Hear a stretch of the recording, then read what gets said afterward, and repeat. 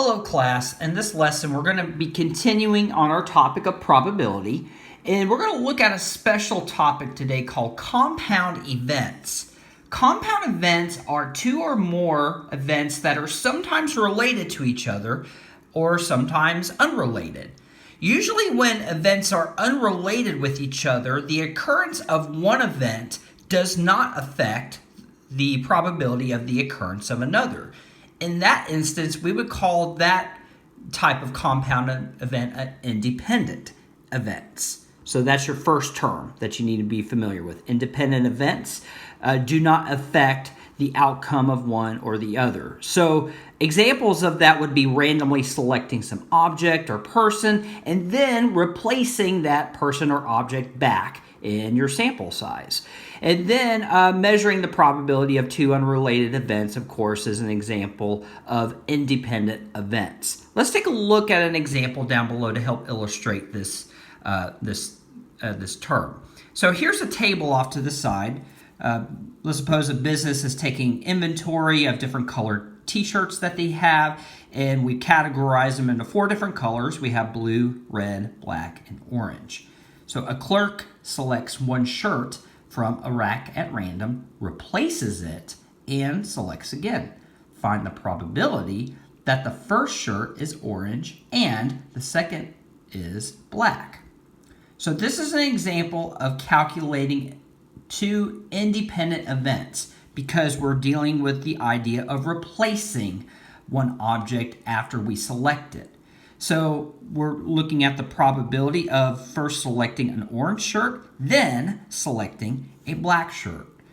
So the way how we do that for any independent events is we would multiply the two probabilities together. We would multiply the probability of the first event with the probability of the second event.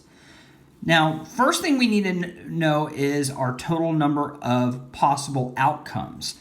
So we get that by adding these 4 numbers together, which gives us a total of 20 shirts in our inventory. So the probability of selecting an orange shirt would be 7 out of 20. So we select that orange shirt, we put it back, and then we determine the probability of selecting a black shirt. So we have 3 black shirts in inventory, so the probability of selecting black would be 3 out of 20. So what we do at this point is we multiply these two ratios together. So if you remember multiplying fractions, we multiply across on the top. 7 times 3 is 21. Then 20 times 20 is 400. Now, sometimes events that are related with each other can have a direct effect on the outcome of the other. So dependent events are defined as the outcome of one event does affect the outcome of the second event. So an example of that would be randomly selecting some object or person without replacing that object or person back in our sample size. Let's take a look at this example down below. 2 girls and 3 boys volunteer to speak at a school assembly. One student is selected at random to speak. Then another student is selected. Find the probability that the first pick is a boy and then a girl is selected. So we're still using the same idea of multiplying our 2 different events with each other.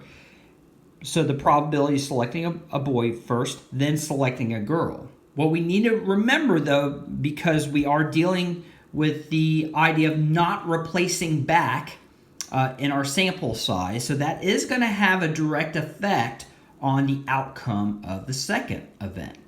So let's think about the situation. We've got 2 girls and 3 boys. So that's a total of 5 altogether. So we know in the first situation, the probability of selecting a boy is going to be 3 out of 5. So that first event is done. Now that leaves us with our second selection. Well, remember, we selected one boy, so that means that the total number of possible outcomes for the second event is going to be 1 less because we did not replace back. So we would reduce that bottom number down by 1. And if we look at the number of possible girls that are left, well, we didn't make any, we didn't randomly select a girl the first time, so we would still use the number 2 for the top. So we would multiply these two values together. 3/5 times 2/4. So 3 times 2 is 6. 5 times 4 is 20. And of course, you can reduce this ratio down. 6 out of 20 reduces down to 3/10. And there is our final answer. So I hope you found this this lesson helpful. Please let me know if you have any questions. You can private message me or comment in the Google Classroom, and I will be glad to help you guys out. Thank you.